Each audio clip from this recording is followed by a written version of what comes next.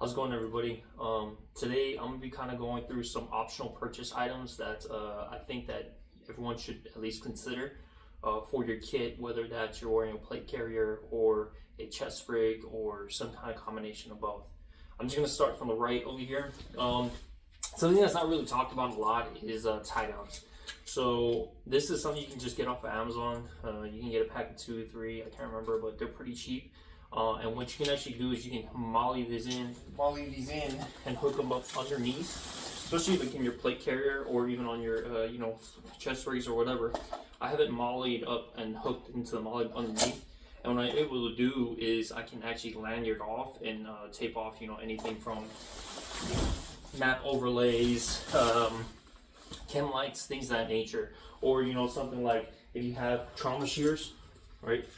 You can also hook this into your trauma shears, have it tucked into your plate carrier as such, something like this, and then when you pull it out and you go to cut, you're not dropping your trauma shears and losing them in the night.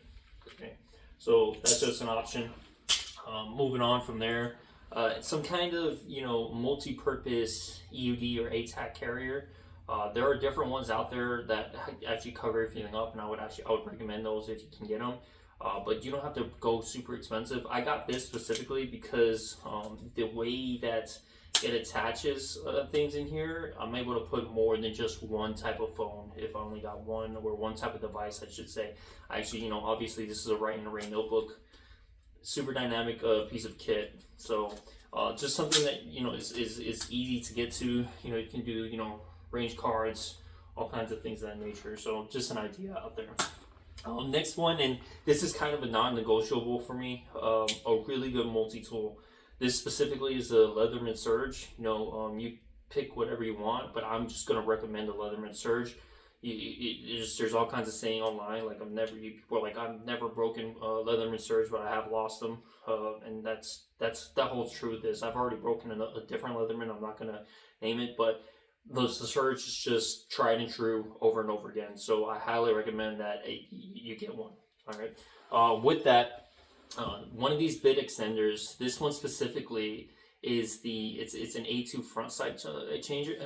What's called front side adjuster. So you can use it to adjust. If you're using M4, obviously you can adjust. And then what's really cool about it is that on the inside of here is magnetized. So you're not going to have issues with other, bit extenders or bit adjusters that come from Leatherman where it doesn't actually work. And this also, you don't have to use Leatherman's bit kit. If you have just a regular set of standard bit kits, they fit in here, and because again they're magnetized, it's perfect. It won't fall out. So I highly recommend this piece and this. And then you pick your poison on what you want to use for in terms of bits themselves. A sheath, whatever kind of sheath, right? This one's just a random one that I had. Something that also I kind of consider as almost a non-negotiable if you're running standard pouches is Esstac Kywi tolls. I have so many videos now talking about these things, showing me literally like shaking upside down fully loaded magazines, and those things stay in there, and then when I go to draw them, they come right out. If you don't believe me, just check out some other videos. I'm not going to do another one here. Okay, so Esstac Kywi tolls, and then I have P-mags, but any kind of standard, Stanag mags work as well. Going over, I have, these are the same pouch. They're just set up in different ways. These are Spiritus Systems SPUD pouches. Right now, this is it has a little pangolin, is what they call it, like a little flap that comes over the top. But it also comes with this little, panel right here. So when you buy one of these SPUD pouches, it comes with one of these and one of these, and then you can choose how you want to retain. So if you want to do elastic retention, that's cool. If you want to do regular retention, that's also cool. What I like about these is that even though people are like, well, I don't need both of these retention pieces at the same time, and that's obviously true, you're not going to use both. But if you're doing something like using a TAPS, with the TAPS panel on the outsides is radio, they're basically radio pouches, but you can actually repurpose these panels right here, right, to be used to retain radios now on your TAPS. So it's kind of, saving money, I guess, in some ways.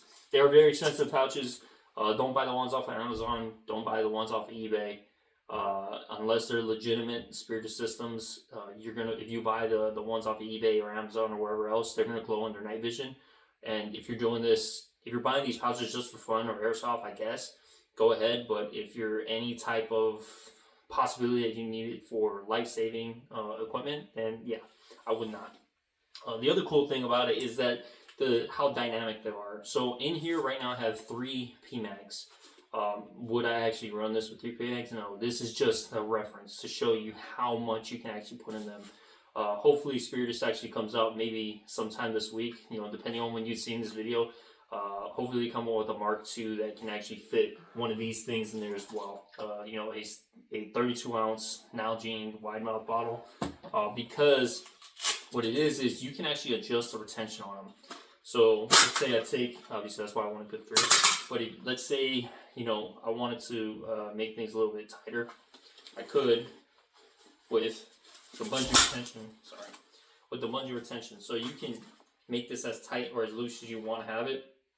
I typically run it pretty loose all the way out, because I'm always going to have this flap anyway. Very good pouch. You can put, radios in here. You can put, let's go ahead and take some examples. I got a, Powerade / Gatorade bottle, whatever goes in there. That's perfect, right? No issues. Again, it does not fit. This one specifically, it does not fit the Nalgene bottle. It's too wide, but that's where we're at right now.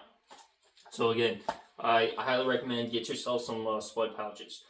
Moving on from there, sticking in line with Spiritus Systems, I do like their pouches. I don't like everything they make, but I do like their SPUD pouch, and then I do like their what they call the Mutant pouch.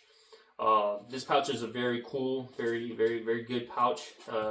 The way it's set up is it has this outer pocket toward the front, and right now they only have one version, which is if you're going to run the radio, you're running it on your left side. It's not really for righty people, lefty shooters, where you can have this radio pouch in the front. But obviously they give you an option to molly in. Like say I take a SPUD pouch and I can molly it in to the side over here and then do something similar. But yeah, this is the Spiritus Systems Mutant pouch. Right inside of here I have 4 magazines across, and then I can put 2 on the outside, or again, I take this out, and what I would actually probably really run this for is for radios, and using this bungee retention to keep it in place. So yeah, this is a pretty cool pouch, not bad. And again, same thing. If you're gonna buy it Spiritus, or buy a legitimate Spiritus Systems pouch from other vendors. Reason being is because if you buy something that's it's a replica. Yeah, it might look the same, but the problem is again, it's going to most likely fail NIR compliance, which means it's going to glow under night vision. I also have a short on my YouTube channel that you can see of an example of that. Okay, so, moving past, Spiritus Systems now, going into a company that's a little bit less known, to a lot of people. I found out about them through another YouTuber, a guy named ATAK. Go ahead and check his channel out, funny dude. This pouch right here is it's a mouthful. All right, the structured GP 7x6x3 2 mag pouch, okay, from Midwest Armor. And what this pouch is it's obviously one is structured, so similar to how this is set up in some ways, but it's structured on both sides, and this thing just takes the cake in what you can pack in here. Right now I have 1, 2, 3, 4, 5, 6, 7. 2, 3, 4, 5, 6, 7 magazines in front, and then I have 2 in the rear. So this is going to be kind of a crazy, thing to do, putting 9 magazines in one pouch, but you can theoretically put 9.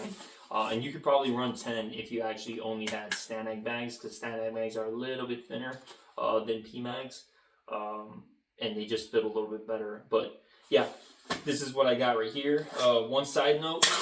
That it doesn't come with the Midwest Armor pouch. So this comes standard with this pouch right here. It's just an elastic insert in the rear that you can put the magazines in. Okay. Obviously you can see even standing here, I don't like this. for a couple different reasons. I just don't like elastic because what will end up happening is it'll collapse and you can't put them in. So what I actually recommend is to go ahead and get yourself, I'm not going to be able to pull it out, but in here is a Lunar Concepts BICERT hook and hook short. So don't get the tall one, get the short one, and then you can put it in here. And what's great about it is, you know, re-indexing mags is as easy as grabbing. I'm not even going to look, right? And they're in. Yeah, see how much I didn't look? I didn't even put the magazine in the right way. But again, like, you can't do that with elastic, okay? And anyone that says otherwise, they're just lying, okay? It's, you have to look, you gotta get it in the right angle. Maybe you get lucky sometimes, but in general, it's not gonna work. And then again, just like in some of my other videos, I haven't done it for this specifically yet, but this is the Lunar Concepts, you know, BICERT, insert, whatever. Magazines aren't falling out, even though it's upside down and I'm shaking it. And these are loaded mags, by the way. So, highly recommend. All right, so now we're gonna get into, and I hate to do it, but this freaking thing right here, man.